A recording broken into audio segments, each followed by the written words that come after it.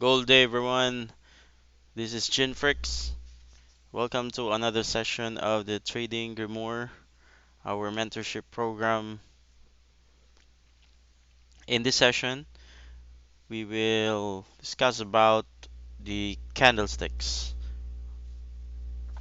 What are the candlesticks? What is the history of the candlesticks? The anatomy of the candlesticks, and why candlesticks is or are important in our trading journey. There are different types of forex charts, and I'll be showing you three common. Ito yung tatlong common na chart na makikita natin sa forex. We have the line chart, we have the bar chart, and the candlestick chart. So some uses the line chart. Ito yung line chart na to because it's much more simpler and clean. Maraming gumagamit nito. But I don't use it. Sa bar chart naman, yeah, meron din. And hindi ko rin ginagamit to. Hindi ko pa nagamit to kahit minsan. The one thing that I use is the candlestick chart. So different charts, pares lang naman yung sinasabi nila. They depict or represent the price. Okay? Yan yung visual representation ng price. So whether you use the line chart, bar chart, or the candlestick, it says the same thing yung price nung asset na ginagawa mo. I don't use the line chart kasi wala masyado akong ma-extract na information regarding that. So parang line lang siya. Use this candlestick dahil maraming information na bibigay sa iyo nito. Okay? So the Jinfrix system uses the candlestick charts. So ganun siya ka-importante sa sistema natin.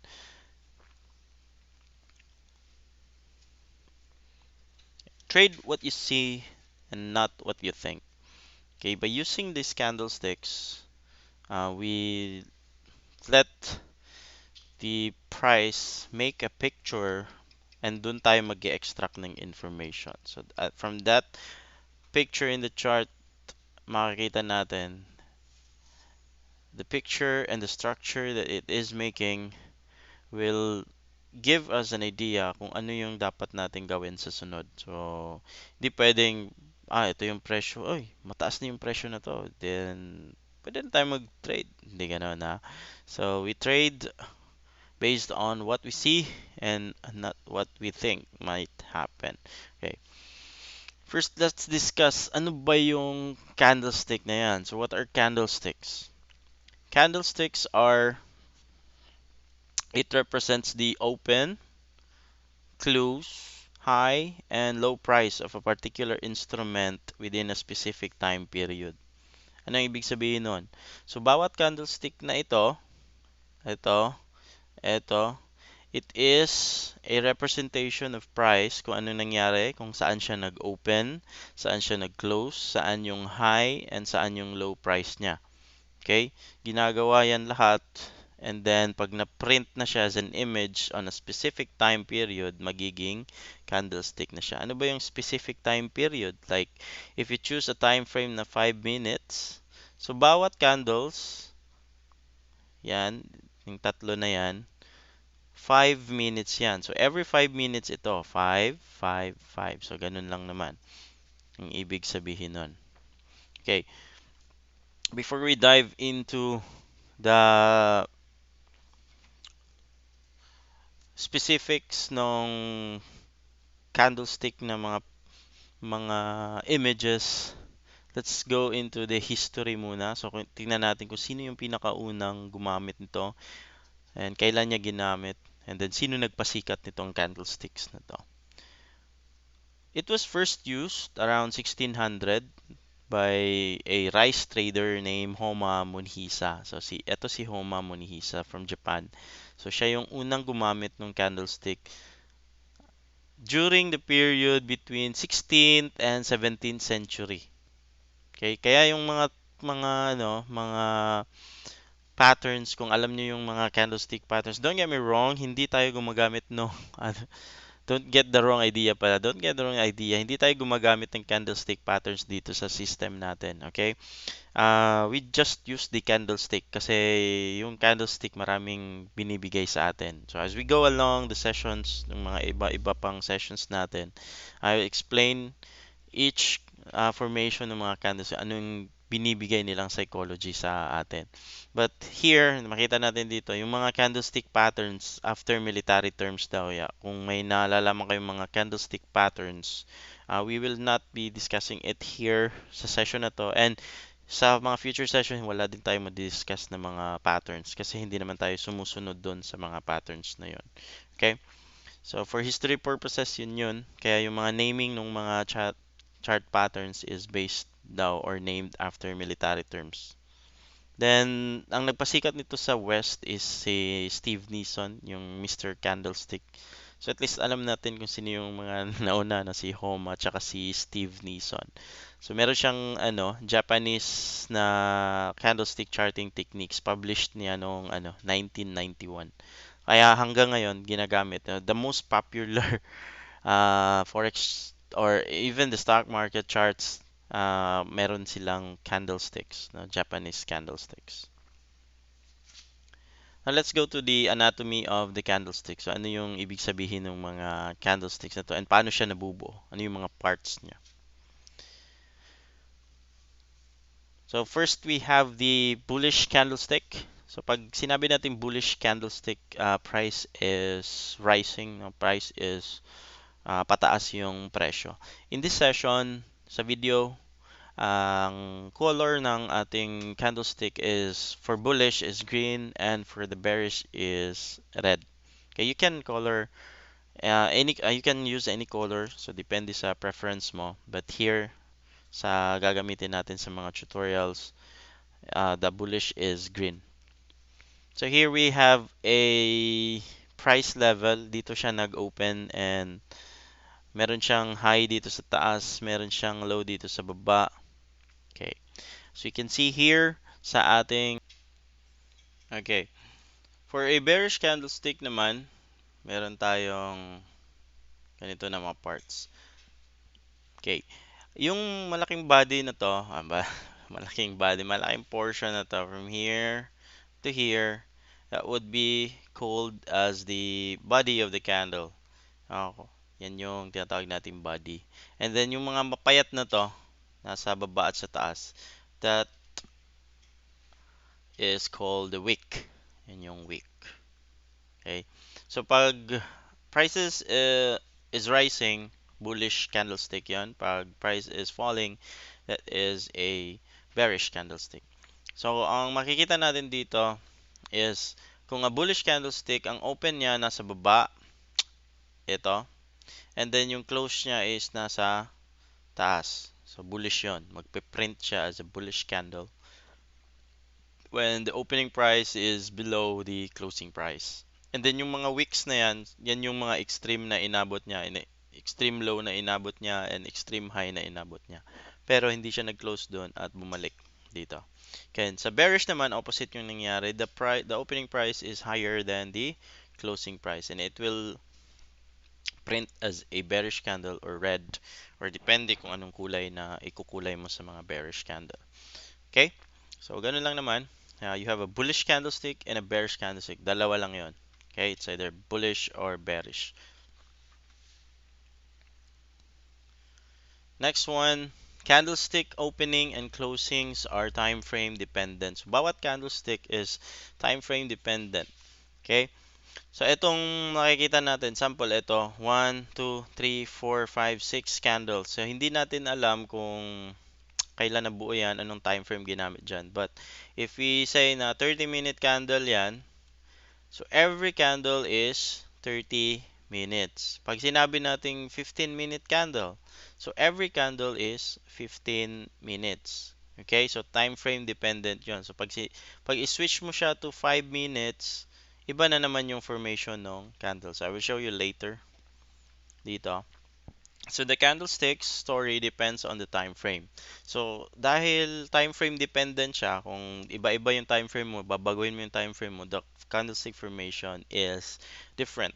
Okay.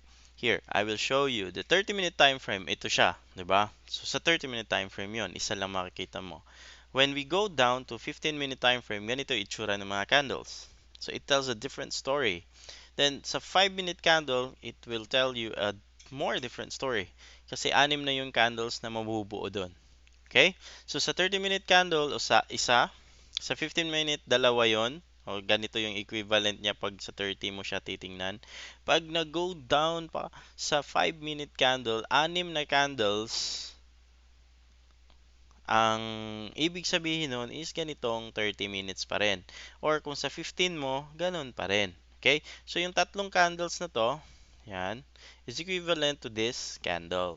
And then yung tatlong candle na to is ito yung candle na yan.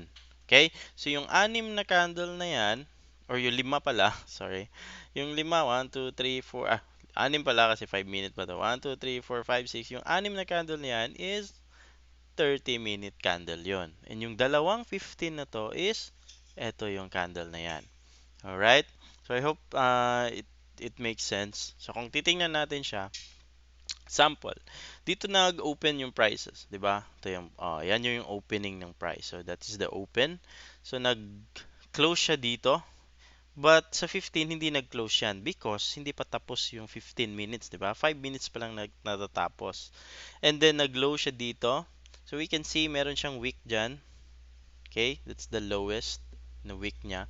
Nag-close ng 15 dito, nag-open naman, nag-close dito. So we expect na sa 15-minute candle meron kang closing. Yan, closing of the 15-minute candle. Pero in 30 hindi pa nag-close kasi 15 minutes pa lang 'yon, 'di ba?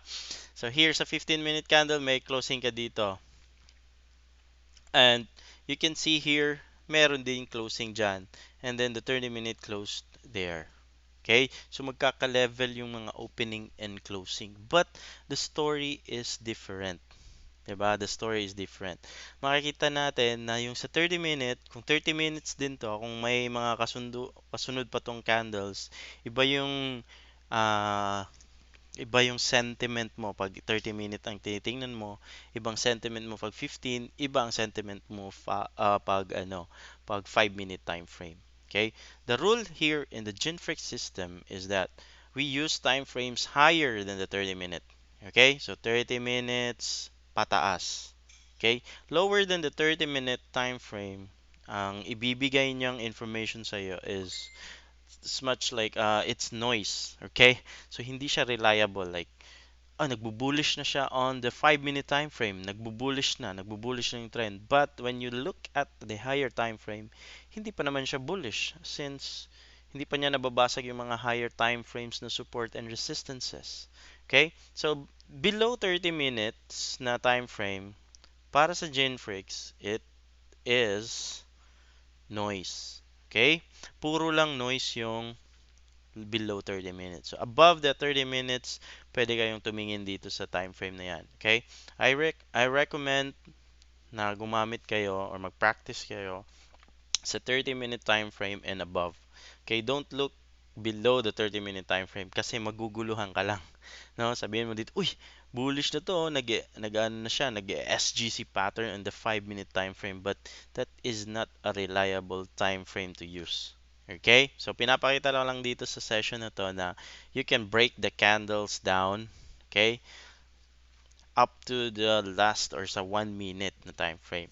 So maybe we could have an activity na how to properly identify or how to identify no, ano kayang picture no sa 5 minute ganito yung itsura. Ano kayang itsura niya sa 30 minute candle. But di naman necessary na pagtingin mo diyan ganun na lang, no? You can switch to time frames if you want. Diba? So I hope I made sense no sa ano natin. I don't recommend to use the 15 and the 5-minute time frame. Just use 30-minute and above na mga time frames to be safe and para maano nyo, mas ma-appreciate nyo yung strategy natin. Now, why candlestick matters? So, bakit ba kailangan nating aralin ang candlestick? Why does it matter? So, dito may papakita ko sa inyong chart, candlestick chart. So, here we can see ang tanong dito, what will happen next? Okay? So just remember, ito basic lang naman, nag-give you an idea, but later on sa iba pang mga session, I give you the more detailed paano gamitin si candlestick. Okay, here we can see prices are bouncing. Bounce siya dyan, then down, down, then bounce it here. Okay, what will happen next? So kung wala kang line chart ka lang, so kung line chart lang yung sa'yo, so ito yung magiging itsura ng line chart na yon. So how can you identify na marami na yung malakas na yung volume, malakas na yung momentum ng presyo? It's all lines. Okay, lines lang yan. So you cannot determine it. Hindi mo alam kung by using line charts ha. Okay.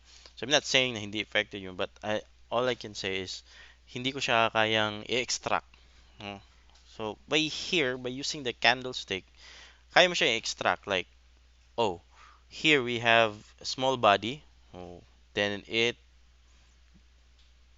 developing a momentum, nagde-develop siya ng momentum, lumalaki yung body ng candle. So the bigger body, bigger volume, bigger momentum is parang nag-accumulate. Yung parang power, 'di ba? So kung malaki yung laser na 'yan, malakas yung power. So here we have a very big na candle, na body of candle, malakas yung candle na to.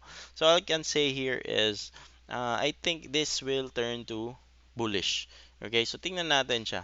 So yan, gumawa siya ng bullish. So ito yung last na candle na nakita natin. Ito yon. And yeah, it went high. Dahil nakikita mo dito, nagbi-build na siya ng momentum. Small, medium, large, XL, ayun. Triple, double XL, triple XL na yung laki. So, we using the candlesticks, at least alam natin na, uy, malaki yung, na yan, oh. Yung oras to, yung oras na to, malaki yung volume sa market. Okay, so that is one thing na gusto ko dito sa candlestick. Makaka-extract ka ng information na ganun by using only candlesticks.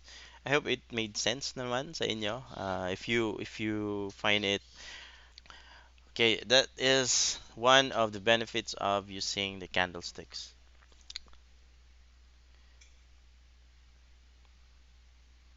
Okay, candlestick reading is a vital component in technical analysis. Okay, technical lang to. But hindi ibig sabihin na candlestick na lang yung gagamitin natin. So there are more na kailangan natin i-consider like the fundamentals. Okay, then the sentiment. We can extract the sentiment using the candlestick. But kailangan pa natin yung sa susunod na session. Yatang sunod na session, yung time frame. Hindi time frame, yung time. And then, yung proper timing ng market. So, by using the candles, plus the timing, plus the fundamental analysis, we can build a trade plan. So, nandito pa lang tayo sa umpisa. So, sa candlestick pa lang. So, better understand the very basic components of a candlestick. Hindi pwedeng candlestick lang gamitin ha. Okay, so be very, very careful about it. Okay. Sabi nila, you should be friends with the trend. But sa akin, you should don't make friends with the trend. Make friends with each candlestick. Kasi each candlestick na yan, there is a story behind that one. Okay, may story si candlestick. Bawat candlestick may story yan. So, kailangan nating alamin yung story ng bawat candlestick para alam natin ano ang magiging sunod na kabanata nito. Alright? So that is the importance of the candlestick. I hope meron kayong natutunan sa session na to. It is a short session. Hope meron, I'll just make it, parang, make it more simpler as long as much as I can para at least ma-absorb natin lahat. Okay? So, see you in the next session. I hope na marami kayong natutunan dito sa munting natin mentorship. Okay? Hope you have I always pray for your success in your trading journey. Just focus on the focus on one thing. Focus on one strategy. Huwag kayong mag-strategy hop. And if you are here, if you're enrolled in the Ginfrix, uh, get the mind of Ginfrix. The simpler, the better. Wala na kayong ibang iisipin pa. Follow the sessions, follow ang mga video sessions na ito. Follow the tutorials, and in less than 2 months, you can be confident in your trading system. So I guess that's all for now. God bless and gold day, everyone.